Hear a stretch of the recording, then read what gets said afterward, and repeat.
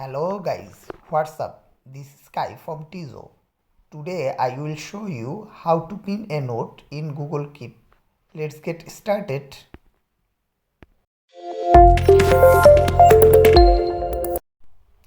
Step 1. Open Google Keep app from your Android phone. Step 2.